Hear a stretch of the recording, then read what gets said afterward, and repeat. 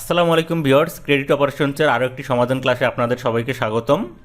ইতিমধ্যে 96তম ব্যাংকিং ডিপ্লোমাতে আসা ম্যাথমেটিক্যাল প্রবলেমগুলো নিয়ে আমরা 4টি সমাধান ক্লাস করেছি। আজকে আরও একটি ম্যাথমেটিক্যাল প্রবলেম সমাধান করার চেষ্টা করব। যারা বিগত ক্লাসগুলো মিস করেছেন ডেসক্রিপশনে লিঙ্ক দেওয়া আছে, প্লিজ দেখে নেবেন। তো চলুন দেখি আমাদের আজকের প্রবলেমে কি বলা আছে। দেখেন 4 নম্বর প্রবলেমে কি বলা আছে। Suppose Aditya enterprise took loan from loyal bank limited. Loyal bank limited থেকে আদিত্য এন্টারপ্রাইজ একটা লোন নিয়েছিল। The present loan outstanding is 50 lakhs, যেটার বর্তমান আউটস্ট্যান্ডিং হচ্ছে 50 লাখ, অর্থাৎ লয়াল ব্যাংক লিমিটেড আদিত্য এন্টারপ্রাইজের কাছ থেকে এখনও 50 লাখ টাকা পায়। ঠিক আছে, তারপরে কি বলা আছে দেখেন, দেয়ার ইজ 10 লাখ টাকা unrealised interest in the interest suspense account. Interest suspense অ্যাকাউন্টে আছে 10 লাখ। তারপর কি বলা আছে দেখেন, আদার কোলেটারালস আর অ্যাজ ফলোস, এবং নিচে আরও কিছু 4টা কোলেটারালস দেওয়া আছে। কী কী দেওয়া আছে দেখেন, the value of mortgage loan is টাকা 30 লাখস। আদিত্য এন্টারপ্রাইজ ওই লোনের এগেনস্টে ভূমি মর্গেজ রেখেছিল 30 লাখ টাকার। 2 নম্বর কি বলা আছে দেখেন, the value of A tin shed is টাকা 10 লাখস। টিনের একটা বাড়ি যেটার বাজার মূল্য 10 লাখ, সেটাকেও তারা মর্গেজ হিসেবে রেখেছিল। ঠিক আছে, 3 নম্বর কি বলা আছে দেখেন, the value of place goods is টাকা 10 লাখস। প্লেস গুডস হচ্ছে যেগুলো ইজিলি মুভেবল করা যায়, যেটা ইজিলি এক জায়গা থেকে আরেক জায়গায় নিয়ে যাওয়া যায়, এরকম গুডসকে প্লেস গুডস বলা হয় এখানে। এরকম কিছু প্লেস গুডস যেটার বাজার মূল্য 10 লাখ টাকা, সেটাকেও ওই লোনের এগেনস্টে কোলাটেরাল সিকিউরিটি হিসেবে আদিত্য এন্টারপ্রাইজ জমা রেখেছিল। ঠিক আছে, তারপরে 4 নম্বরে কি বলা আছে দেখেন, টাকা 10 lakhs of deposit is kept Leyen against the loan. লোনের এগেনস্টে 10 লাখ টাকা ডিপোজিট অ্যাকাউন্ট লিয়েন করে রাখা হয়েছিল। ঠিক আছে, ফাইনালি আমাদেরকে কী বের করতে বলা হয়েছে, what is the total value of eligible collateral and base for provision. ঠিক আছে, এখানে তো অনেকগুলোই কোলাটেরাল দেওয়া আছে, কিন্তু এগুলোর মধ্যে কোনগুলো এলিজেবল কোলাটেরাল সেগুলোর মূল্য বের করতে হবে, এবং আমাদেরকে পর বের করতে হবে কি, বেস ফর প্রভিশন। আসুন আমরা প্রবলেমটি সমাধান করার চেষ্টা করি। ম্যাথটির সমাধান ক্লাস শুরু করার পূর্বে আমরা বিআরপিডি সার্কুলার নাম্বার 14 একটি খণ্ডাংশ দেখে আসি। বিআরপিডি সার্কুলার নাম্বার 14, যেটি প্রকাশিত হয়েছিল সেপ্টেম্বর 23, 2012 সালে। এটি একটি মাস্টার সার্কুলার এবং এটি লোন ক্লাসিফিকেশন এবং প্রভিশনিংয়ের উপর বেস করে প্রকাশিত হয়েছিল।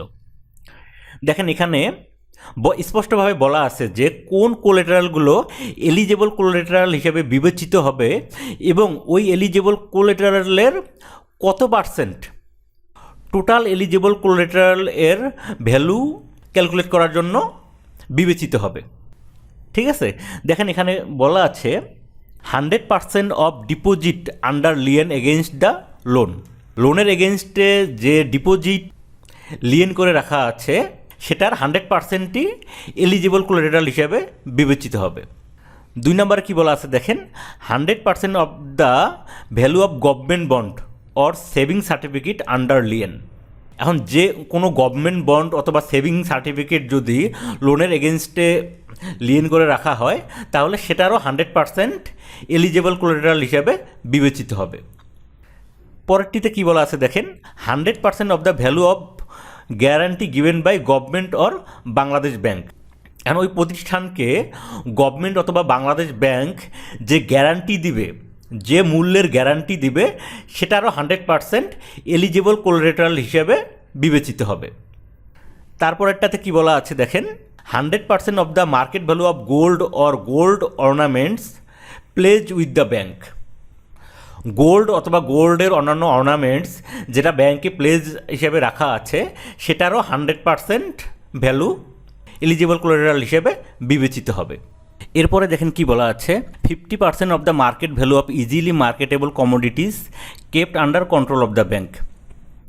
অর্থাৎ যে প্লেস গুডসগুলো ইজিলি মার্কেটেবল, যেটা ব্যাংকের কন্ট্রোলে আসছে, সেটারও 50% এলিজেবল কোলাটেরাল সিকিউরিটি হিসেবে বিবেচিত হবে। এরপরে কি আছে দেখেন, maximum 50% of the market value of land and building mortgage with the bank. অর্থাৎ যে ভূমি অথবা বিল্ডিং মর্গেজ হিসেবে রাখা আছে, সেটার ম্যাক্সিমাম 50%কে এলিজেবল কোলাটেরাল সিকিউরিটি হিসেবে গৃহীত হবে। এরপরে যেটা আছে, 50% of the average market value for last 6 months or 50% of the face value which ever is less of the shares trade in stock exchange. শেয়ারের ক্ষেত্রে গত 6 মাসের যে অ্যাভারেজ মার্কেট ভ্যালু সেটার 50% অথবা এর ফেস ভ্যালুর 50% এর মধ্যে যেটা কম সেটাকে এলিজিবল কোলাটেরাল সিকিউরিটি হিসেবে গৃহীত হবে। তাহলে আমরা বুঝতে পারলাম যে কোন কোলাটেরালগুলো এলিজিবল কোলাটেরাল হিসেবে স্বীকৃত আর সেখান থেকে কত পার্সেন্ট ভ্যালুকে total eligible collateral security calculate করার জন্য ব্যবহার করা হবে। এখন আসুন আমরা ম্যাথটির সমাধানে চলে যাই। দেখেন এখানে কোশ্চেনে আমাদেরকে দুইটা ভ্যালু ক্যালকুলেট করতে বলেছে, একটা হচ্ছে the total value of eligible collateral আর একটা হচ্ছে বেস ফর প্রভিশন। শুরুতে আমরা total value of eligible collateral বের করব, এরপরে গিয়ে আমরা বেস ফর প্রভিশনটা ক্যালকুলেট করব। ঠিক আছে, এখন total value of collateral security calculate করার পূর্বে আমরা দেখি যে আমাদের কোশ্চেনে যে কোলাটেরালগুলো দেয়া ছিল সেগুলো বিআরপিটি সার্কুলার নাম্বার 14 অনুযায়ী এখান থেকে কোন কোন কোলাটেরালগুলো এলিজিবল এবং এই এলিজিবল কোলাটেরালগুলোর ঠিক কত পার্সেন্ট ভ্যালুকে total value of collateral security calculate করার জন্য আমরা ইউজ করব। ঠিক আছে, দেখেন শুরু 1 নম্বরে যেটা দেওয়া আছে the value of mortgage land is টাকা 30 লাখ। ঠিক আছে, তাহলে আমরা দেখি যে এখানে এটা এলিজিবল কোলাটেরাল কিনা। দেখেন এখানে কি বলা আছে, এই যে maximum 50% of the market value of land and building mortgage with the bank, অর্থাৎ ল্যান্ড এবং বিল্ডিং মর্টগেজ থাকলে সেটা এলিজিবল কোলাটেরাল সিকিউরিটির অন্তর্ভুক্ত হয় এবং এই ল্যান্ড এবং বিল্ডিংয়ের ক্ষেত্রে 50% ভ্যালুকে total value of collateral security calculate করার জন্য কনসিডার করতে হবে। ঠিক আছে, তাহলে দেখেন তাহলে আমরা জানলাম যে 1 নম্বর যেটা আছে the value of mortgage land is টাকা 30 লাখ, এইটা এলিজিবল কোলাটেরাল এবং এইটার এই ভ্যালুর 50%কে আমরা total value of collateral security calculate করার জন্য ব্যবহার করব। তাহলে দেখেন collateral security is equal to mortgage land into 50%। তার মানে আমাদের এখানে যে মর্টগেজ ল্যান্ডের যে ভ্যালু দেওয়া আছে এইটার 50%কে আমরা total value of collateral security calculate করার জন্য ব্যবহার করতেছি। ঠিক আছে, তারপরে 2 নম্বরে যেটা দেওয়া আছে দেখেন the value of A tin shed is টাকা 10 লাখ। এই যে টিন শেড যে বাড়িটা দেওয়া আছে এটা কোলাটেরাল হিসেবে দেওয়া আছে, আমরা এটা দেখি যে এটা আসলে এলিজিবল কোলাটেরাল কি না।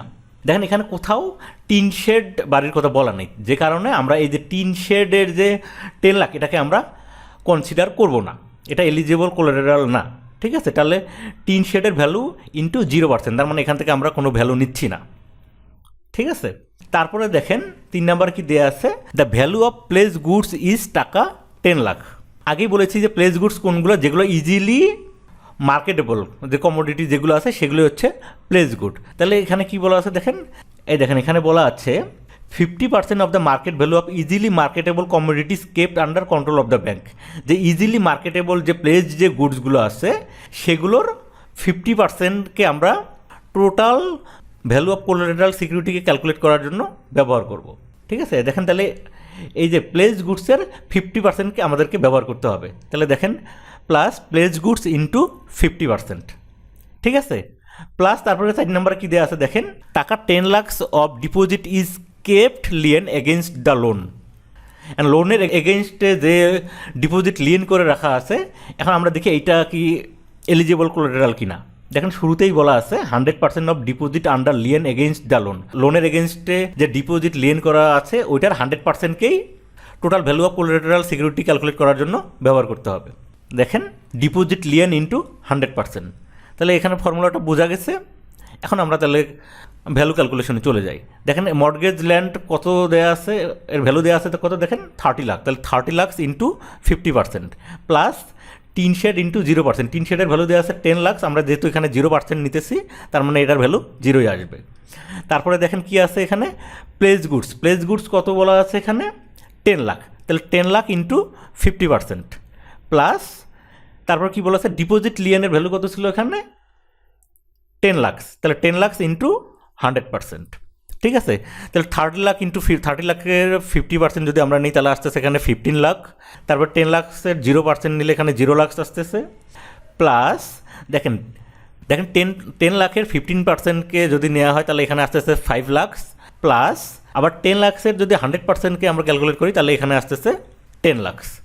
তাহলে 4টাকে ভ্যালুকে যদি আমরা যোগ করে দিই তাহলে আসতেছে কত 30 লাখ। তাহলে এই 30 লাখই হচ্ছে কোলাটেরাল সিকিউরিটির টোটাল ভ্যালু। তাহলে আমরা আমাদের কোশ্চেনের প্রথম অংশের সমাধান আমরা পেয়ে গেলাম। এখন আমরা দ্বিতীয় অংশের সমাধানে যাব, অর্থাৎ আমরা এখন বেস ফর প্রভিশন ক্যালকুলেট করব। এবার আমরা অঙ্কের যে পরবর্তী অংশের যে সমাধান অর্থাৎ বেস ফর প্রভিশন ক্যালকুলেট করব, এর পূর্বে আমরা BRPD circular number 14-তে base for প্রভিশনের যে খণ্ডাংশটুকু দেওয়া আছে সেটুকুর উপরে একটু আলোকপাত করি। দেখেন এখানে বলা আছে বেস ফর প্রভিশনের দুইটা আলাদা আলাদা দুইটা মেথড দেওয়া আছে, এই দুইটা ব্যবহার করেই বেস ফর প্রভিশন ক্যালকুলেট করতে হবে এবং এই দুইটা মেথডে বেস ফর প্রভিশনের যে ভ্যালু বের হবে তার মধ্যে যে ভ্যালুটা বেশি থাকবে সেটাকেই বেস ফর প্রভিশন হিসেবে কনসিডার করতে হবে। ঠিক আছে, দেখেন এখানে কি বলা আছে, for all other eligible collateral the provision will be maintained at the stated rates in para 4 on the balance calculated as the greater of the following two amounts. এই যে দুইটা যে আলাদা আলাদা মেথড দেওয়া আছে, এই দুইটা মেথডের যেটার মাধ্যমে ভ্যালু বেশি বের হবে সেটাকেই কনসিডার করতে হবে। দেখেন প্রথম মেথডে এখানে কি বলা আছে, outstanding balance of the classified loan less the amount of interest suspense and the value of eligible collateral. ঠিক আছে, অর্থাৎ আউটস্ট্যান্ডিং ব্যালেন্স থেকে ইন্টারেস্ট সাসপেন্স এবং ভ্যালু অফ এলিজেবল কোলাটেরালকে মাইনাস করতে হবে, তাহলে আমরা এখান থেকে বেস ফর প্রভিশন পেয়ে যাব। আর একটা মেথডের কথা কি বলা হচ্ছে দেখেন, 15% of the outstanding balance of the loan. কারণ ওই লোনের যে আউটস্ট্যান্ডিংটা বর্তমানে আছে সেটার 15%কে বেস ফর প্রভিশন হিসাবে ধরে নিতে হবে। তাহলে আসুন এবার আমরা অঙ্কের পরের অংশের সমাধানে চলে যাই। এবার আমরা বেস ফর প্রভিশন ক্যালকুলেট করব। আমরা কিছুক্ষণ আগেই জানলাম যে বেস ফর প্রভিশন ক্যালকুলেট করার দুইটা আলাদা আলাদা মেথড আছে এবং দুইটা মেথডে বেস ফর প্রভিশন ক্যালকুলেট করার পর যে মেথডে অ্যামাউন্টটা বেশি আসবে ওই অ্যামাউন্টটাকেই বেস ফর প্রভিশনের ভ্যালু হিসাবে কনসিডার করতে হবে। ঠিক আছে, তাহলে দেখেন প্রথম মেথড অনুযায়ী বেস ফর প্রভিশন কীভাবে ক্যালকুলেট করতে হয়। Base for provision is equal to, দেখেন কি বলছে, outstanding balance of the classified loan. তাহলে আউটস্ট্যান্ডিং ব্যালেন্স মাইনাস, তারপর কি বলছে দেখেন, less the amount of interest suspense and the value of eligible collateral. ঠিক আছে, তাহলে minus interest suspense and the value of eligible collateral. ঠিক আছে, তাহলে প্রথম ফর্মুলা অনুযায়ী বেস ফর প্রভিশন ক্যালকুলেট করতে হবে আউটস্ট্যান্ডিং ব্যালেন্স থেকে ইন্টারেস্ট সাসপেন্স এবং ভ্যালু অফ এলিজেবল কোলাটেরালটাকে কি বিয়োগ করে দিতে হবে। তাহলে দেখেন আমাদের আউটস্ট্যান্ডিং যে ব্যালেন্স সেটা কত ছিল, 50 লাখ। তাহলে 50 লাখ মাইনাস ইন্টারেস্ট সাসপেন্স কত ছিল দেখেন, 10 লাখ। ঠিক আছে, মাইনাস, আর আমরা the value of eligible collateral security আমরা বের করেছি 30 লাখ। ঠিক আছে, তাহলে 50 মাইনাস 40 এখানে আসতেছে কত, 10 লাখ। ঠিক আছে, তাহলে এক মেথডে আমরা বেস ফর প্রভিশনের ভ্যালু পেলাম 10 লাখ। এখন পরের মেথড অনুযায়ী আমরা দেখি বেস ফর প্রভিশনের ভ্যালু কত আসে। 2 নম্বর মেথড অনুযায়ী বলছে 15% of the outstanding balance of the loan. তাহলে আউটস্ট্যান্ডিং ব্যালেন্সের 15%ই হবে বেস ফর প্রভিশনের ভ্যালু। ঠিক আছে, তাহলে দেখেন আউটস্ট্যান্ডিং ব্যালেন্স ইন্টু 15%। এখন আউটস্ট্যান্ডিং ব্যালেন্সের ভ্যালু কত দেখেন, 50 লাখ ইন্টু 15%। তাহলে 50 লাখের 15%-এর কত আসতেছে, 7.5 লাখ। ঠিক আছে, তাহলে আমরা দুই মেথডেই বেস ফর প্রভিশনের ভ্যালু পেয়ে গেলাম। একটা মেথডে আমরা পেলাম কত, 10 লাখ, আর একটা মেথডে আমরা পাচ্ছি 7.5 লাখ। তাহলে আমরা বিআরপিটি সার্কুলার নাম্বার 14 অনুযায়ী আমরা দেখেছি, এখানে বলা ছিল যে মেথডে বেস ফর প্রভিশনের অ্যামাউন্টটা বেশি আসবে ওইটাকেই বেস ফর প্রভিশনের ভ্যালু হিসেবে কনসিডার করতে হবে। তাহলে আমরা এখান থেকে তাহলে পাচ্ছি কত, যেহেতু 10 লাখটা বেশি তাহলে বেস ফর প্রভিশনের ভ্যালু কত হবে, 10 লাখ। ঠিক আছে, তাহলে আমরা অঙ্কের সমাধান পেয়ে গেলাম। আমরা শুরুতে আমরা বের করলাম value of eligible collateral security, যেটার ভ্যালু আসতেছিল 30 লাখ, এবং এখন আমরা বেস ফর প্রভিশনের ভ্যালু বের করলাম যেটা আসলো 10 লাখ। আশা করছি সবাই বুঝতে পেরেছেন। ভিউয়ার্স, পরিশেষে আপনাদের জন্য ছোট্ট একটি পরামর্শ। রিসেন্ট পরীক্ষাগুলোতে দেখা যাচ্ছে যে বাংলাদেশ ব্যাংকের যে সার্কুলারগুলো আছে, মাস্টার সার্কুলার, এগুলো থেকে প্রায় কোশ্চেন চলে আসতেছে। আপনারা অবসর সময়ে সার্কুলারগুলো অবশ্যই দেখবেন। আশা করছি যে সার্কুলারগুলো পড়লে আপনাদের পরীক্ষায় এগুলো অনেকটাই হেল্পফুল হবে। আর আজকের সমাধানটা যদি আপনাদের ভালো লেগে থাকে অবশ্যই বেশি বেশি লাইক কমেন্ট করবেন, কলিগদের সাথে শেয়ার করবেন। যারা সাবস্ক্রাইব করেননি প্লিজ সাবস্ক্রাইব করবেন। Thank you.